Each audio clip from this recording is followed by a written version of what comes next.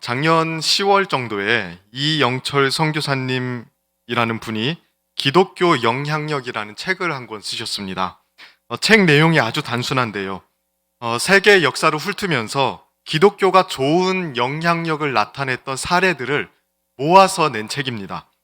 총 20개의 영역에서 기독교가 좋은 영향력을 나타낸 사례들을 213가지를 소개해 놓고 있는데요. 예를 들면 기독교가 근대 민주주의 개념에 영향을 끼쳤다는 것, 또 삼권 분립제도의 근간이 되는 정신을 소개했다는 것, 주기적인 휴식 개념을 도입했다는 것, 또 과학 발전을 선도했으며 교육의 기초를 놓았다는 것, 또 의학을 발전시켰다는 것, 이렇게 기독교가 사회적으로 좋은 영향력을 주었던 내용들을 이 책에서는 담고 있습니다. 우리가 다 인정하듯이 우리 기독교 신앙은 역사를 살펴볼 때에 이 역사와 또 사회에 많은 영향력을 주었습니다. 이것은 우리가 자랑스럽게 생각해야 될 부분인 건 분명합니다. 그러나 제가 이 책을 주목해 보면서 사실 제 눈길을 끌었던 부분은 책 내용이라기보다도요, 이 책이 나오게 된 계기에 관련된 것이었습니다. 이 책에서 이렇게까지 기독교의 영향력에 대해서 자랑한 이유가 무엇일까? 특별히 코로나19 이후에 기독교에 대한 세간의 인식이 많이 바뀌고 있는 상황 속에서 이 책이 나온 이유가 무엇일까? 제가 주목해 본 부분은 사실 이러한 부분이었습니다. 이 책의 서문을 보면요, 책에 대한 소개가 담겨져 있는데 제가 잠깐 발췌해 왔거든요. 잠깐 읽어드리겠습니다.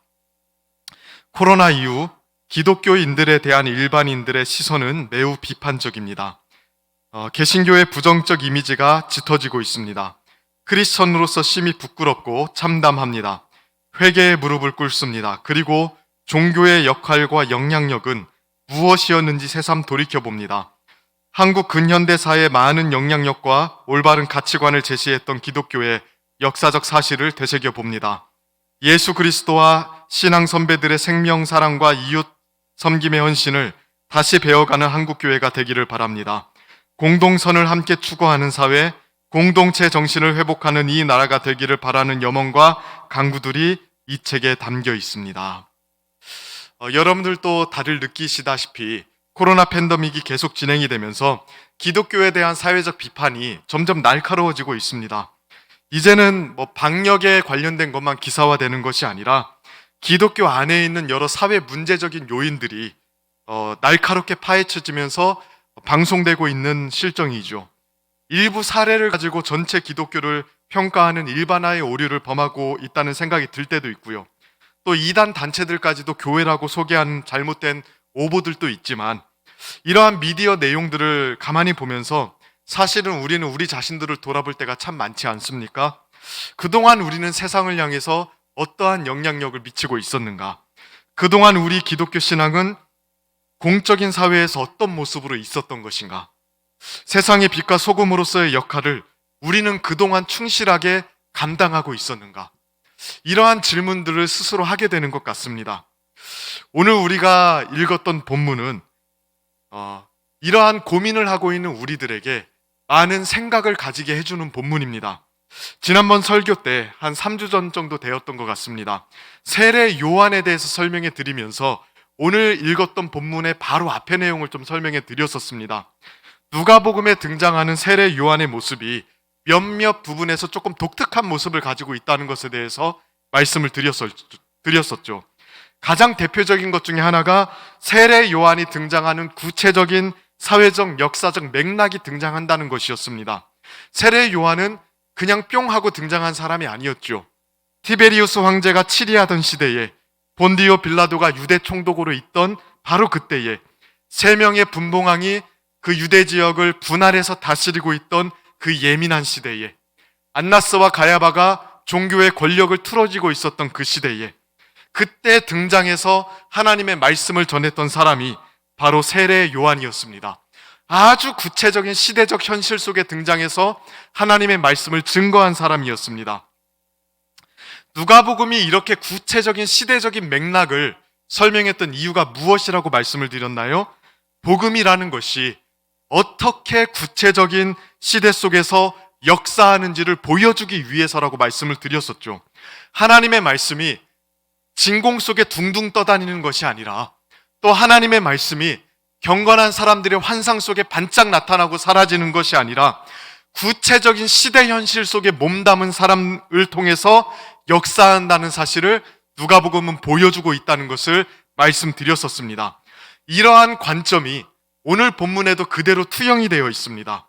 누가는 요한이라는 사람에 대해서 설명을 하고 있는데요. 이 관점을 가지고 오늘 본문에서 계속해서 설명을 하고 있습니다. 예수님을 통해서 임하는 하나님 나라. 이 하나님 나라도 시대와 사회 속에서 굉장히 독특한 모습을 가지고 있다는 사실을 우리는 우리의 본문을 통해서 생각해 볼 수 있습니다. 먼저 4절부터 6절까지 말씀을 한번 같이 읽어볼까요? 4절부터 6절까지 우리 한 목소리로 한번 같이 한번 읽어보겠습니다. 시작. 선지자 이사야의 책에 쓴 바 광야에서 외치는 자의 소리가 있어 이르되 너희는 주의 길을 준비하라. 그의 오실 길을 곧게 하라. 모든 골짜기가 메워지고 모든 산과 작은 산이 낮아지고 굽은 것이 곧아지고 험한 길이 평탄하여질 것이요 모든 육체가 하나님의 구원하심을 보리라 함과 같으니라. 아멘. 이 내용을 보면 이사야서 40장 3절부터 5절 말씀을 인용해서 세례 요한과 세례 요한이 전한 하나님 나라가 과연 무엇인지에 대해서 이야기하고 있습니다. 먼저 세례 요한을 가리켜서 뭐라고 이야기합니까?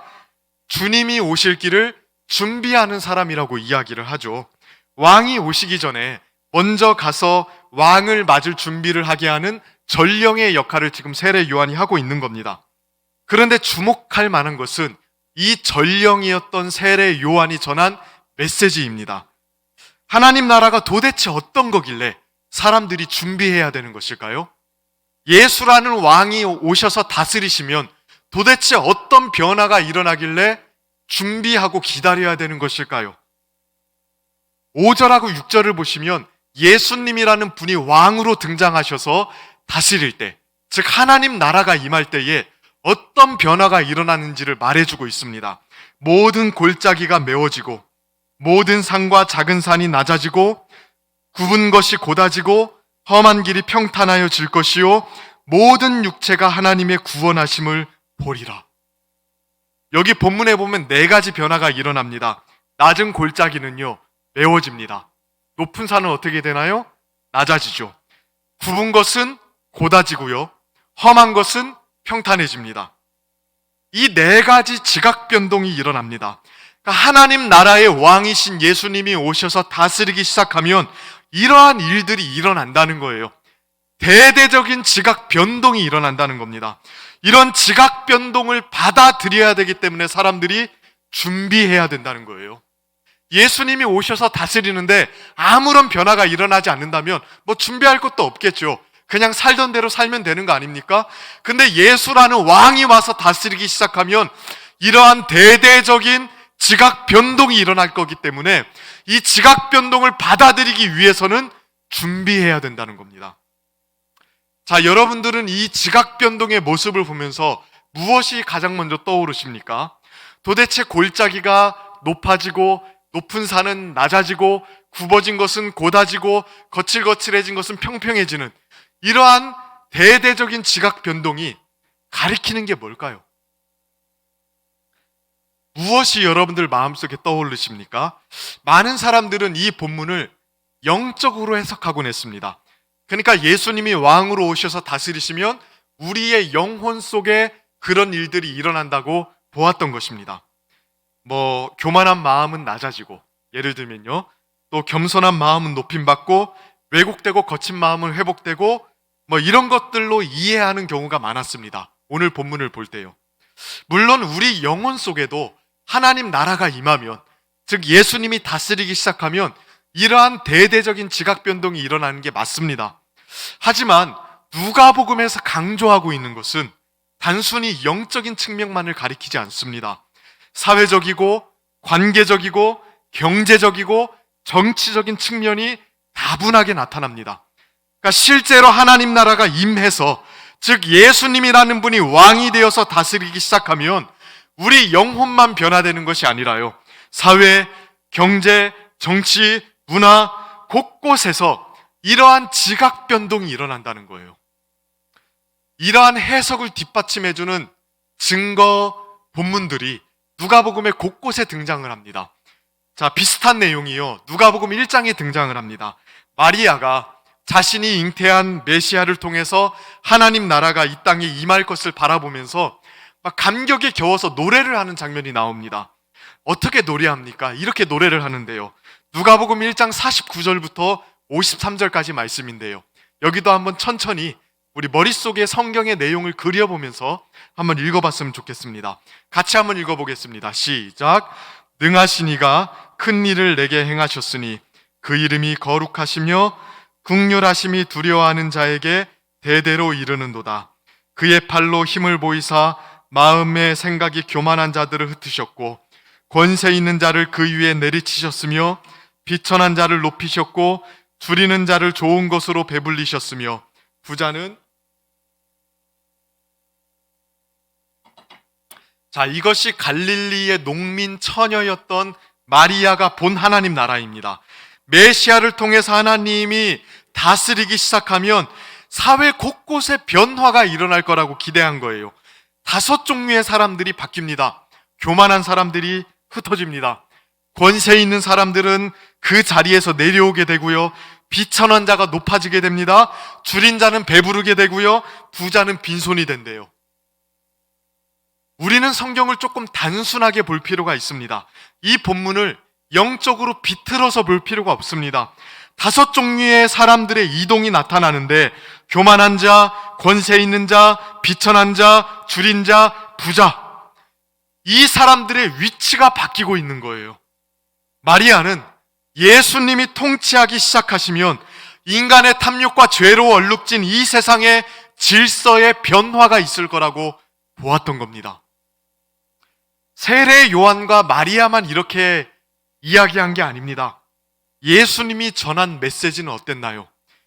누가복음 4장 17절부터 19절을 보면 예수님께서 전하신 하나님 나라도요, 비슷합니다. 자, 누가복음 4장 17절부터 19절까지 말씀은 예수님께서 사람들을 향해서 첫 번째로 전한 메시지로 누가복음에 등장하거든요. 자, 여기도요, 한번 같이 한번 읽어볼까요? 예수님의 첫 번째 메시지 한번 같이 읽어보겠습니다. 시작.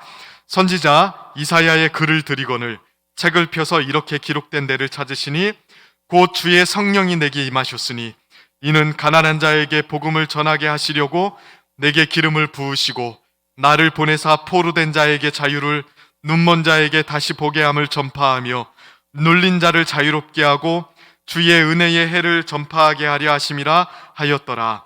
아멘. 이사야 61장에 나오는 말씀을 가지고 예수님께서 첫 번째 설교를 하신 겁니다.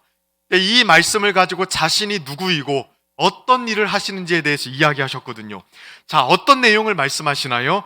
예수님은 가난한 자에게 복음을 전파하러 오셨대요. 근데 가난한 자에게 전하는 복된 소식이라는 게 어떤 겁니까? 포로된 자가 자유를 얻습니다. 눈먼 자가 다시 보게 됩니다. 눌린 자가 자유를 얻게 됩니다. 자, 가난한 자에게 복음이 전파된다고 말씀해 놓고 포로된 자가 자유를 얻고 눈먼 자가 다시 보게 되고 눌린 자가 자유를 얻게 된대요. 그러니까 여기서 말하는 가난한 자는 단순히 돈 없는 사람이 아니죠. 포로된 자, 눈먼 자, 억눌린 자, 이런 사람들이 가난한 자입니다. 이 사람들이 자유와 치유를 얻게 되는 게 예수님이 전하신 하나님 나라의 모습이에요. 이게 복된 소식입니다. 그렇게 말하고 나서 이 모든 내용을 종합해서 19절에 이렇게 이야기를 하십니다. 뭐라고 말씀하시냐면 주의 은혜의 해를 전파하게 하려 하심이라. 가난한 자에게 복음을 전하러 왔다고 이야기하시고 나서 이 모든 내용을 종합해서 뭐라고 이야기합니까? 주의 은혜의 해가 전파되는 것이다라고 이야기하세요. 그러니까 주의 은혜의 해에 갇힌 자가 자유롭게 되고 눈먼 자가 치유되고 억눌린 자가 자유롭게 된다는 거예요. 은혜가 풍성한 해, 그러니까 이열을 의미하거든요. 그런 연도가 있는데 그때가 오면 갇힌 자가 자유롭게 되고 눈먼 자가 치유를 얻고 억눌린 자가 자유를 얻게 된다고 이야기하고 있는 겁니다. 자, 그러면 이렇게 자유와 회복이 일어나는 은혜의 해는 언제를 의미할까요? 은혜가 막 넘치는 해가 있대요. 그게 언제일까요?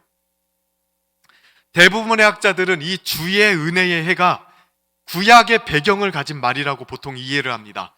희년을 가리킨다고 봐요.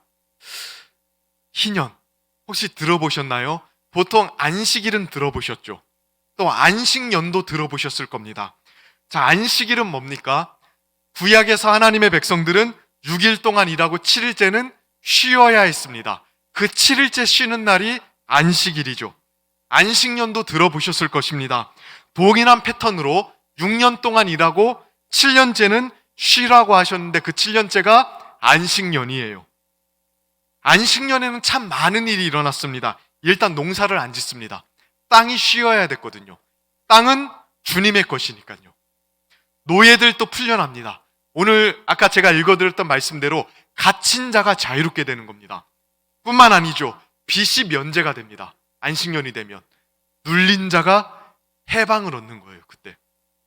그리고 희년은 뭐냐면 안식년이 7년에 한 번씩 돌아오고 7년에 한 번씩 돌아오는 것을 반복하다가 이 안식년이 7번째 되는 그 해, 횟수로 따지면 49년째, 학자들은 50년째라고 이야기하는 경우도 있습니다. 49년째는 안식년으로 지키고 50년째는 희년으로 지켰다고 이야기하기도 하는데, 어찌되었든 안식년이 7번 반복되는 그 해가 희년입니다.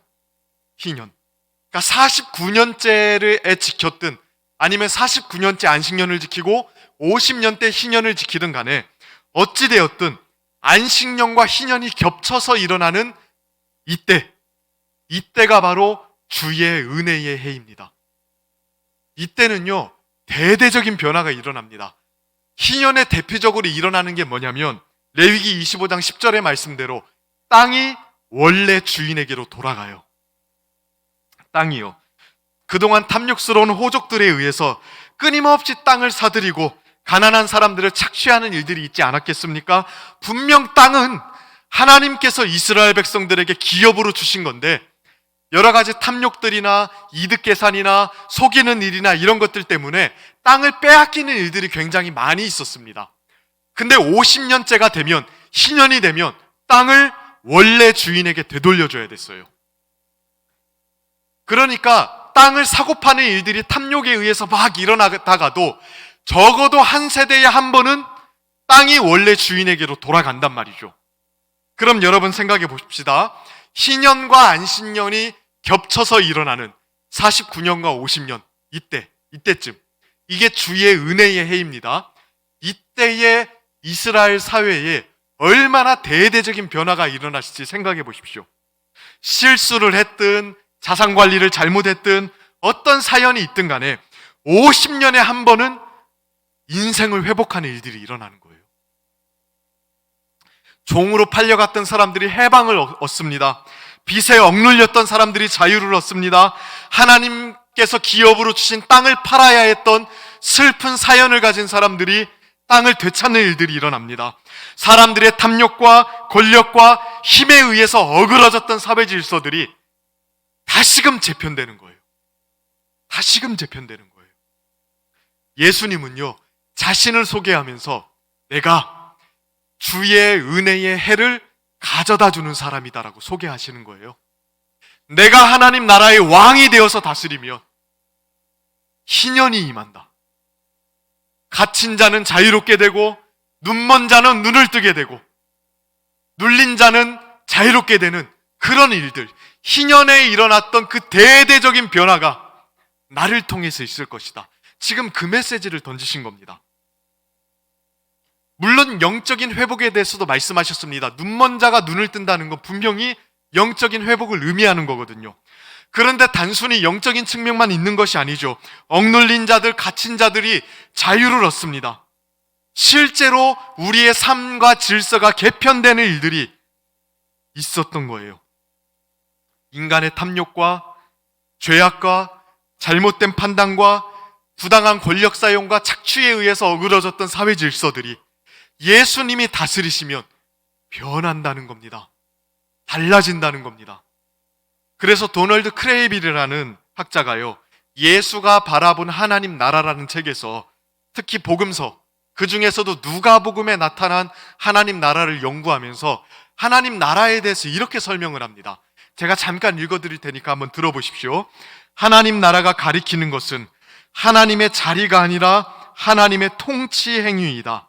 그 나라는 하늘 위에 있는 나라가 아니라 하늘에서 오는 나라, 곧 지금 여기서 번성하는 나라이다.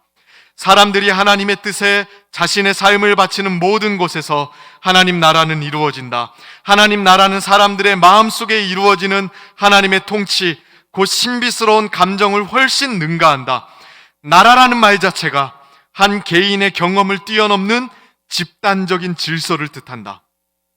그러니까 누가복음은 세례 요한을 통해서, 마리아를 통해서, 심지어 예수님을 통해서 하나님 나라가 임하면, 즉 예수님이 왕이 되어서 다스리기 시작하면 현실적이고 실제적인 변화가 일어날 거라고 기대하고 있는 겁니다.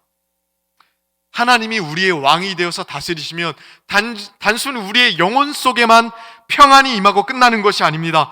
단순히 우리의 종교적인 감정만 뜨거워지고 마는 것이 아닙니다. 삶이 총체적으로 바뀌는 일들이 일어납니다. 우리가 맺은 수많은 관계의 질서들이 개편되기 시작합니다. 우리의 사고방식과 언어 방식이 바뀝니다. 우리의 물질 사용 방식이 바뀌고요, 우리의 권력 분배 방식이 바뀝니다. 하나님의 통치를 받는 사람들에게는 실제로 그러한 것들이 바뀌는 일들이 있습니다. 아주 단순한 예들을 한번 들어볼까요? 세상은 돈이 최고라고 이야기를 하죠. 이거는 세상의 상식입니다. 돈이 많은 사람이 권력자가 되는 것이 세상의 가장 기본적인 이치입니다. 어디에서든 돈 쓰는 사람들이 힘을 가지게 되는 사회, 회사에서든 어떤 모임에서든 돈 내는 사람들이 큰 소리 치는 사회, 이게 우리가 속한 사회의 모습 아닙니까? 돈이면요, 관계도 살 수 있고요, 사람의 인격도 살 수 있다고 생각합니다. 돈이면 존경도 얻을 수 있는 세상입니다. 그래서 다들 그거 움켜쥐려고 하는 거 아닙니까? 자신의 그런 행위들에 의해서 누군가는 핍절해진다는 사실을 고려하지 않은 채 돈 하면서 살아가는 게 이 세상의 가장 기본적인 모습입니다. 그러나 하나님 나라의 통치를 받으며 사는 사람들의 모습은 어떨 것 같습니까? 다릅니다. 하나님이 다스리기 시작하면 물질 사용 방식이 달라집니다. 쥐었던 손을 펴기 시작합니다. 초대교회 성도들이 보여주었던 모습들을 여러분 한번 생각해 보십시오. 그들은 자신의 재산을 처분해서 사도들의 발 앞에 갖다 두었습니다. 무엇 때문에 그랬을까요? 어떤 사람들이 이런 걸 보면서 사상이 어떻고 막 그런 얘기 하는데요, 그런 거랑 아무 상관이 없습니다. 단순한 이유 때문에 그렇습니다. 구제하기 위해서예요. 교회 안에 베드로가 설교 한 번 했는데 3,000명, 5,000명씩 들어왔어요. 갑자기 10,000명 교회가 된 겁니다. 그러다 보니까 도와줘야 될 가난한 사람들이 너무 많아진 거예요. 그래서 그 가난한 사람들에게 베풀어 주기 위해서 자신의 재물을 팔고 헌납했던 겁니다. 쉽게 말하면 그 돈을 자기 혼자 편하게 살려고 움켜쥐고 있을 수가 없던 거예요. 권력에 대해서도 마찬가지 아닙니까? 세상은 권력을 어떻게 사용합니까? 자기를 강화시키기 위한 수단으로 사용합니다. 자기를 높이기 위한 수단으로 사용하지 않습니까? 그 권력으로 자신을 과시하고 다른 사람을 짓밟으며 살아가는 게 세상이라고요. 그러나 하나님의 통치를 받는 사람들은 완전히 달라집니다. 높은 산이 낮아지고 골짜기가 메워지는 것처럼 달라집니다. 그 권력으로 다른 사람을 살리죠. 골짜기를 메워주죠. 이렇게 실제적인 변화가 일어나는 게 하나님 나라의 질서라고요. 그러니 여러분 직접적으로 오늘 본문을 통해서 한번 점검해 보시길 바랍니다. 우리에게는 이러한 하나님 나라의 실체가 현실적으로 나타나고 있습니까? 내 마음에 임한 하나님 나라 맞습니다. 이게 우선되어야 되는 것도 맞고요, 중요한 것도 맞습니다. 그러나 진짜 이 하나님 나라의 실체가 우리 눈에 보이는 방식으로, 우리의 관계를 지배하는 방식으로, 우리의 물질 사용과 권력 배분을 지배하는 방식으로 나타나고 있습니까? 진짜 하나님의 다스림을 받고 있다고 우리는 무엇으로 세상을 향해 증명할 수 있습니까? 교회의 사명이 무엇입니까, 여러분? 하나님 나라의 모델하우스가 되는 거 아니던가요? 예수님을 머리로 삼고 예수님의 통치를 받으며 살아가는 공동체가 교회입니다. 이거는 누구나 동의하는 신학적인 정의일 것입니다. 교회는 예수님이 왕이 되어서 다스리면 얼마나 아름다운 질서가 있을지를 세상을 향해서 전시하는 것을 목적으로 하는 공동체 아닙니까? 그래서 세상 사람들이 교회를 볼 때마다 야, 하나님께서 다스리시면 다르구나. 하나님이 지배하시는 공동체, 하나님이 다스리시는 사회 공동체는 뭔가가 다르구나. 이거를 증명해내는 공동체적인 사명을 가진 게 교회 아니던가요? 우리 선조들은 이것을 알았기 때문에 비틀어진 교회를 하나님 나라 질서에 맞게 변화시키려고 개혁을 감행했고요. 더 나아가서 세상의 악습들을 하나님의 성품에 맞는 질서들을 바꾸기 위해서 많은 수고를 했었습니다. 노예의 인권을 보호했고요. 어린아이들과 여자들을 교육하는 데 많이 힘썼죠. 가난한 자들도 공평한 기회를 얻을 수 있도록 많이 애썼습니다. 양반과 천민의 구분이 사라지기 시작했습니다. 남자와 여자가 동등한 대우를 받기 시작했습니다. 그냥 착한 일 조금 해보겠다고 그런 일 한 게 아니죠. 하나님께서 다스리시는 실제적인 모습이 무엇인가를 알았기 때문에 그래요. 그리고 하나님, 예수님이 왕이 되어서 다스리는 그 아름다운 질서의 모습이 다른 어떤 곳에서보다 교회 안에서 가장 먼저 나타나야 된다고 보았기 때문에 이렇게 교회를 스스로 개혁해 나갔던 겁니다. 교회는 예수님이 왕이 되어서 다스릴 때 일어나는 지각 변동이 가장 먼저 일어나는 장소였습니다. 우리는 어떻습니까? 우리는 하나님의 다스림을 받고 있다는 사실을 무엇으로 증명하고 있습니까? 말은 우리는 예수님이 우리의 왕이라고 이야기합니다. 그는 교회의 머리라고 이야기합니다. 그러나 진짜 예수님이 다스리시는 실제적인 현상이 구체적으로 눈에 보이는 현실로 나타나고 있습니까? 예수님이 왕이 되어서 다스리시는 하나님 나라가 얼마나 질서정연하고 복되고 아름다운지 우리는 무엇으로 증명하고 있습니까? 혹시 왜곡되고 뒤틀리고 무너진 이 세상의 모습을 우리도 고스란히 가지고 있는 건 아니던가요? 사도 요한은요, 에베소 교회를 향해서 보낸 편지였던 요한 1서에서 세상이라는 것에 대해서 이렇게 표현을 했어요. 요한 1서 2장 16절 말씀인데요, 세상에 대해서 어떤 것보다도 정확하게 정의한 내용이라고 저는 생각을 합니다. 여기 한번 같이 한번 읽어볼까요? 시작. 이는 세상에 있는 모든 것이 육신의 정욕과 안목의 정욕과 이생의 자랑이니 다 아버지께로부터 온 것이 아니요 세상으로부터 온 것이라. 세상이 뭔가요? 교회 밖에 나가면 세상, 그게 아니고요, 육신의 정욕을 원리로 해서 살아가고 눈에 좋아 보이는 것을 쫓아 살아가며 그것을 자랑하는 것이 세상의 본질이래요. 육신의 정욕을 원리로 해서 살아가고 눈에 보이는 것을 쫓아서 살아가며 그것을 자랑하는 것,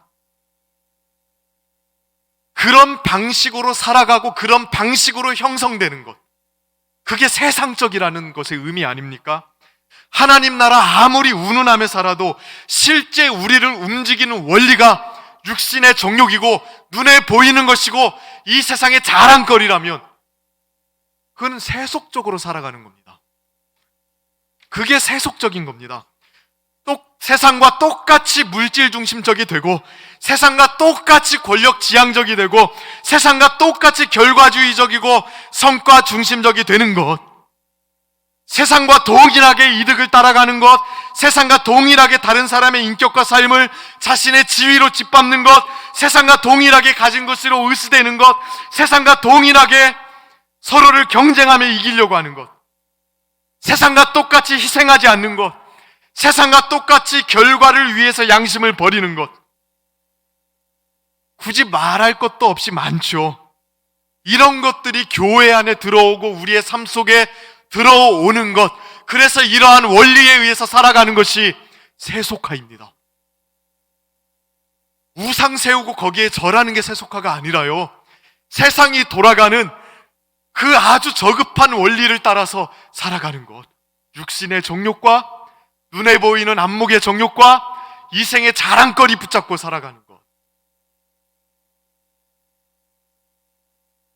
그게 우리의 주요 문화가 되고요, 질서가 되고요, 관습이 되는 게 세속화입니다. 우리 자신들을 한번 점검해 볼 필요가 있지 않겠습니까? 우리에게는 진짜 이러한 하나님 나라의 구체적인 다스림이 있는가? 의와 평강과 희락의 그 하나님 나라, 성령의 열매가 생생하게 증언되는 하나님 나라, 우리의 관계와 우리의 물질 사용 방식과 우리의 권력 배분 방식과 우리의 모든 행함과 말과 표정과 관습 속에서, 우리의 전통 속에서 예수님의 다스리시는 역사가 생생하게 증언되고 있는가? 우리는 이 부분을 점검해 볼 필요가 있습니다. 그래야 하나님 나라의 통치를 받는 백성다운 모습이 이 세상을 향해서 증언될 수 있는 거고요, 그때의 기독교 영향력이 나타나는 겁니다. 그러면 한 단계 더 나아가서 생각해 볼까요? 이러한 하나님 나라를 나타내기 위해서 우리는 무엇을 하면 좋을까요? 이 하나님 나라의 모습을 나타내기 위해서 우리는 무엇을 준비하면 좋을까요? 아까 왕의 오심을 선포했던 전령이었던 세례 요한은 이러한 하나님 나라가 임하고 있으니 어떻게 준비해야 되는지 이야기했던 사람이거든요. 세례 요한은 뭘 준비하라고 이야기합니까? 이러한 하나님의 통치 질서를 나타내기 위해서 각 사람이 어떻게 준비해야 된다고 이야기하나요? 3절 말씀을 같이 한번 읽어볼까요? 3절 말씀 우리 한번 한 목소리를 읽어보겠습니다. 시작. 요한이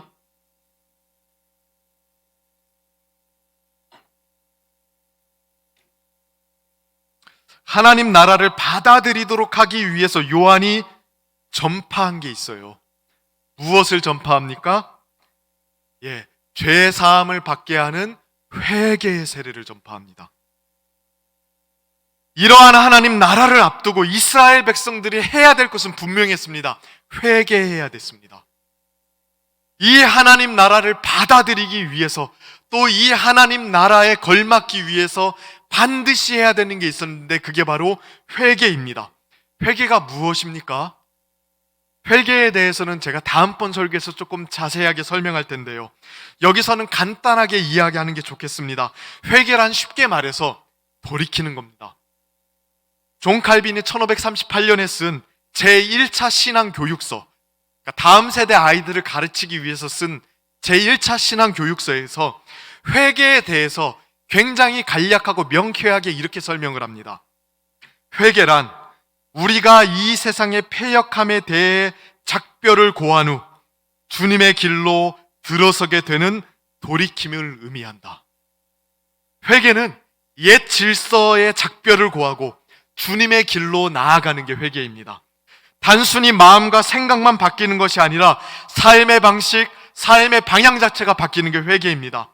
그리고 하나님께서 원하시는 길로 들어서는 것, 그게 바로 회개거든요. 요한의 요구는 아주 단순했습니다. 지각 변동을 일으키는 예수의 통치가 임하고 있으니까 회개하라는 거예요. 옛삶을 버리고 하나님의 길로 들어서라는 것입니다. 단지 몇 가지 죄를 버리라는 것 정도가 아닙니다. 삶 자체를 돌이키라는 거예요. 그러면 왜 이 회개가 이 맥락에서 중요할까요? 왜 하나님 나라가 임하는데 우리는 회개를 해야 될까요? 그냥 예수님 그냥 쑥 영접하고 하나님 나라에 쑥 들어가는 방법은 없습니까? 네, 없습니다. 이 맥락에서 회개가 중요한 이유가 있습니다. 두 가지를 오늘 간단하게 말씀드릴 텐데요. 왜 회개를 강조하는가? 세례 요한이 첫 번째로는요, 회개를 통해서만 이 하나님 나라를 받아들일 수 있기 때문에 그래요.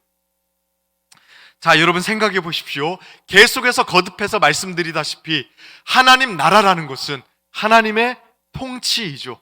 예수님이 왕이 되어서 다스리는 그 통치 영역을 가리켜서 하나님 나라라고 이야기합니다. 자, 하나님께서 우리를 다스리실 때에 우리에게 무엇을 요구하실 것 같습니까? 나 적당히 믿고 그동안 살던 대로 그냥 편하게 살면 되니까요, 너무 신경 쓰지 마세요. 그냥 저 믿는다고 고백만 하시면 됩니다. 뭐 이 정도만 요구하시나요? 그렇지 않잖아요. 새로운 삶의 방식, 새로운 관계 질서, 새로운 물질과 힘에 대한 태도, 이웃과 하나님에 대한 새로운 마음, 이러한 것들을 요구하신다고요. 그러니까 세상보다 조금 더 나은 것을 요구하시는 게 아닙니다. 기존에 살았던 삶에서 조금 더 자기 개발된, 업그레이드된 삶을 요구하시는 게 아닙니다. 우리의 옛 본성으로는 절대로 흉내낼 수 없는 새로운 것을 요구하십니다. 그러므로 옛 삶을 버리지 않고 새로운 삶으로 들어가지 않고서는 결코 하나님의 통치를 받아들일 수가 없는 거예요. 그러니까 우리는 하나님 나라에 들어간다는 걸 너무 피상적으로 생각할 때가 많아요. 그냥 죽어서 들어가는 곳, 이 정도로 생각을 합니다. 그리고 현재 삶은 엉망진창으로 하나님의 통치를 받는 것과 무관한 삶으로 살아갈 때가 많죠. 그러나 회개하지 않고는 하나님 나라, 하나님의 통치를 받아들일 수 있는 방법은 없습니다. 한국에서 아프리카의 법대로 살 수 있는 법은 없지 않습니까? 마찬가지예요. 하나님 나라 속에서 살아가려면, 즉 하나님의 통치를 받으면서 살아가려면 옛삶의 질서를 버려야 됩니다. 그러지 않고서는 두 가지 질서 체제를 가지고는 살아갈 수가 없는 것입니다. 그래서 예수님도 뭐라고 말씀하셨습니까? 마태복음 4장 17절 보면 회개하라, 천국이 가까이 왔다. 회개해야 천국에 들어간다고 말씀하셨어요. 여기서 천국은 죽어서 가는 그곳이 아닙니다. 하늘의 통치를 이 땅에서 받으며 살아가는 바로 그 삶, 그걸 의미하거든요. 옛삶을 버리지 않으면 지금 이 삶 속에 하나님의 통치를 받을 수 있는 방법이 있다 없다? 없다는 거예요. 없다는 거예요. 특별히 오늘날 우리는 회개가 없는 시대에 살고 있습니다. 하나님의 뜻 앞에서 자신의 삶을 변화시키려고 하지 않습니다. 좀처럼요. 오히려 자신의 요구를 하나님께 관철시키죠. 자신의 욕망을 하나님께 투여시키는 경우가 많지, 하나님의 단단하고 견고한 뜻 앞에서 자신을 바꾸는 경우가 거의 없는 시대 속에 살고 있지 않습니까? 그러니까 아무리 하나님의 뜻이 선포되어도요, 회개하지 않습니다. 자신의 뜻을 버리지 않습니다. 자신의 뜻과 맞지 않으면 하나님의 뜻도 거부해버립니다. 아, 이 교회는 나랑 맞지 않는 것 같아, 이러면서 말이죠. 때로는 교묘하게 자신의 욕망에 맞추어서 하나님의 말씀을 구부려버리는 경우들도 많이 있습니다. 그렇게 자신의 뜻에 맞는 말씀만 원하고 자신의 마음에 맞는 말씀에만 반응하다 보니까 아멘 소리가 아무리 커도 변화되지가 않는 거예요. 단언하건대 그것은 하나님의 통치를 받으며 살아가는 삶이 아닙니다. 에이든 토저라는 사람은요, 이렇게 이야기를 했습니다. 반쪽짜리 기독교인은 반쪽만 그리스도를 따른다. 그들은 그리스도의 도움을 원하면서도 그리스도의 개입은 원하지 않는다. 그리스도에게 아첨하지만 결코 그리스도에게 순종하지 않는다. 그리스도께 나와 도움을 구하면서도 그리스도에게 순종할 의사가 전혀 없는 자들이 과연 구원을 얻을지 정녕 의심스럽다. 하나님 나라에 들어간다는 것은 막연히 죽어서 천국에 가는 그런 개념이 아닙니다.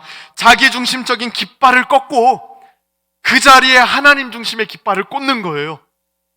그리고 그 하나님의 뜻을 붙잡고 옛삶을 포기하고 버리면서 끊임없이 하나님의 길로 들어가는 것입니다.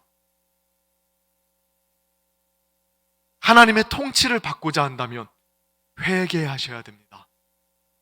단순히 가책을 느끼면서 막 그렇게 하라는 말씀이 아니라 옛삶의 질서를, 실제적인 옛삶을 포기하시고 내려놓으셔야 된다는 것입니다. 그렇지 않으면 변화될 길이 없습니다.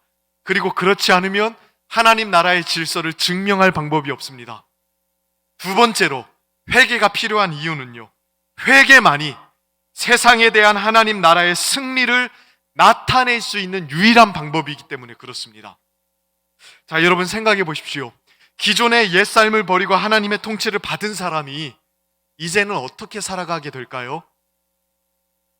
그동안 살아왔던 기존의 삶의 방식을 고수하며 살아갈 수 있을까요? 회개한 사람이요? 그러지 않을 것입니다. 돈, 명예, 권력, 이득, 자기 만족 이런 것들을 계속해서 추구하며 살 수 있을까요? 회개한 사람은 절대 그렇지 않습니다. 오히려 하나님의 뜻을 붙잡고 살아가겠죠. 하나님 나라에서 가치 있다고 생각하는 것을 자신의 핵심으로 삼으면서 살아가겠죠. 그렇게 살아가는 삶에서 이미 그 사람은 세상을 이긴 겁니다. 매혹적인 세상의 가치, 세상이 최고로 생각하면서 우리에게 던지는 그 유혹들을 거부하고 거기서부터 돌이켜서 하나님의 통치에 순복하며 살아갈 때 이미 그때부터 세상은 우리에게 진 거예요. 그래서 회개하는 사람만 유일하게 세상을 이길 수 있는 겁니다. 요한일서 5장 4절에 보면 뭐라고 이야기합니까? 그래서 무릇 하나님께로부터 난 자마다 세상을 이기느니라. 세상을 이기는 승리는 이것이니 우리의 뭐라고 이야기하죠? 믿음이니라. 세상에 대한 승리가 무엇이라고 이야기합니까? 믿음이에요. 하나님을 믿는 것 자체가 세상을 이미 이긴 거라고 이야기합니다. 하나님을 믿는 사람은 어떤 사람인가요? 세상을 버리고 하나님을 택한 사람이죠. 아까 존 칼빈이 이야기했듯이 자신의 옛삶을 버리고 하나님의 길로 들어선 사람, 그게 바로 하나님을 믿는 사람 아니던가요? 그 사람은 이미 세상을 이긴 겁니다. 세상이 그 사람을 아무리 유혹하고 세상이 아무리 좋은 것을 던져도 이 사람은 그거 보지 않습니다. 예수를 쫓고 예수를 바라보며 예수에 합당한 길에 들어서 살아가죠. 이미 그때 세상을 이긴 거라고요. 세상에 대한 기독교적인 승리가 바로 여기 있습니다. 우리가 세상의 법칙대로 살아간 삶을 후회하면서 회개할 때 세상이 지배하는 핵심인 돈과 힘과 과시욕과 우월감과 분노와 경쟁을 내려놓고 그리스도께서 보여주신 삶으로 전향할 때 이미 세상은 우리에게 진 것입니다. 그때 이미 우리는 기독교적인 승리를 얻은 것입니다. 교회의 승리 바로 여기에 있습니다. 교회가 어떻게 세상을 이깁니까? 세상보다 더 많은 권력을 가짐으로 세상을 이기는 건가요? 세상보다 더 많은 돈을 가짐으로 세상을 이기는 겁니까? 세상보다 더 큰 세력을 과시함으로 세상을 이기는 건가요? 결코 그렇지 않습니다. 그거는 세상도 추구하는 거 아닙니까? 세상도 그러한 것으로 자신의 승리를 입증하려고 합니다.